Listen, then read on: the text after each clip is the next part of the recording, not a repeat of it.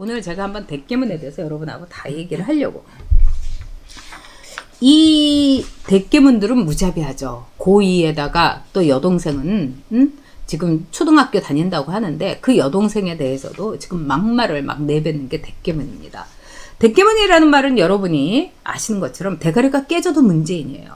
대가리가 깨져도 문재인. 그래서 나대문이라는 것도 제가 여러분께 설명했는데 나의 아버지가 대통령이 나와도 문재인을 찍는다 이거예요. 그 정도로 이 대깨문들의 이 사고, 이 세뇌, 이거는 무시무시할 정도입니다.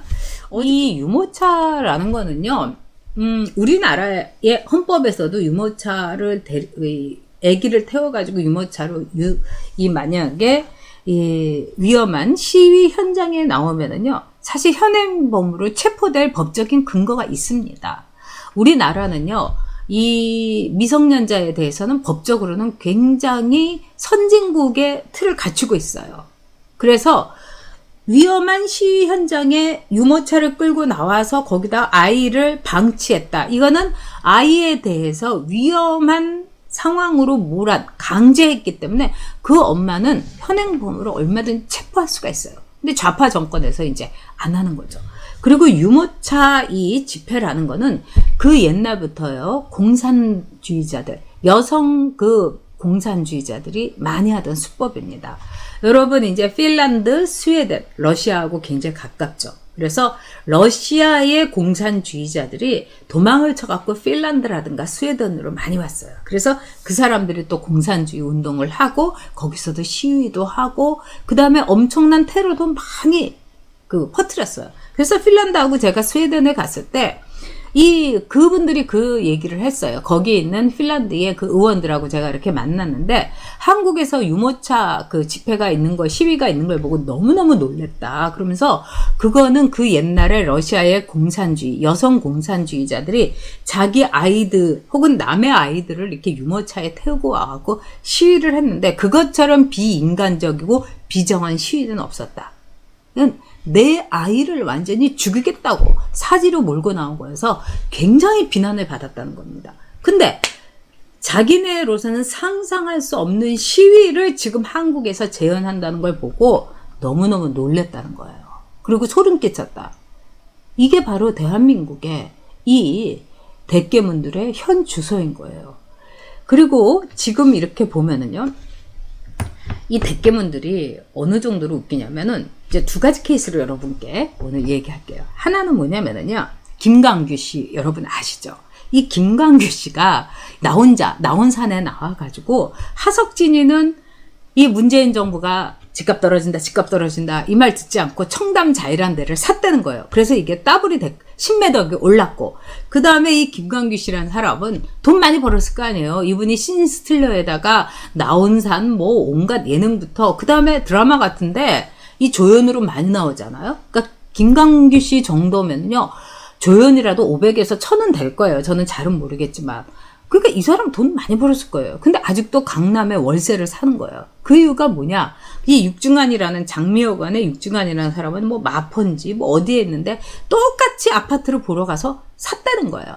근데 그 아파트가 더블이 되고, 근데 안 샀다는 거예요. 왜? 문재인이 계속 아파트값 떨어진다고. 그래가지고 이제 김광규라는 사람이 아파트값 떨어진다는 말 믿은 나는 뭐냐 막 이래가지고 나온산 보고 나니까 막 걱정하는 글이 딱 또 사이트에 올라온 거예요. 이제 김광규는 불타는 청춘에도 이제 잘리고 다 잘린다 막 이런 말이 나온 거예요. 텔레비전에서 사라질 거다. 설마 이랬는데 아니나 다를까. 대깨문들이 김광규를 완전히 폭격을 한 겁니다. 네가 뭔데 그러냐. 그러니까 김광규는 선대인이라는 사람 말을 믿은 거죠. 그 짝퉁, 아주 싸구려. 그 다음에 맨날 틀린 말만 하는 이 경제학자, 자칭 경제학자. 선대인이가 뭐라고 했습니까? 집값 폭락한다. 이 강남이고 어디고 다 반토막 된다. 폭락은커녕 좌파들이 집권을 하게 되면 집값은 더블 트리플입니다, 여러분. 우리의 역사가 얘기하고 있어요. 우리 지난 날이. 근데 그것뿐만 아니라 어저께 또 어떤 일이 있었냐. 서민 교수가 국민의힘에서 뭐 입당을 하라는 것도 아니고 국민의힘에 청년위원회가 있으니까 이 청년위원회하고 뭐 조언도 해주고 같이 좀 조인을 했으면 좋겠다.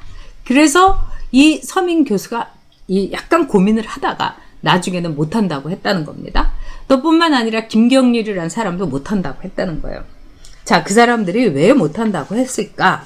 저는 기본적으로 어떻게 생각했냐면 워낙에 이 사람들의 뿌리는 좌파인 거죠. 그러니까 좌파로서 지금 저 짝퉁 좌파, 주사파 내지는 저런 아주 쓰레기 좌파들이 우리가 참을 수가 없다 이런 거지. 그 사람들의 뿌리는 좌파였던 거죠. 이런 게 저는 더 큰 이유였을 거라고 봅니다. 근데 두 번째는 뭐냐? 대깨문이 무서웠던 거죠. 서민도 김경률도 대깨문이 무서웠던 겁니다.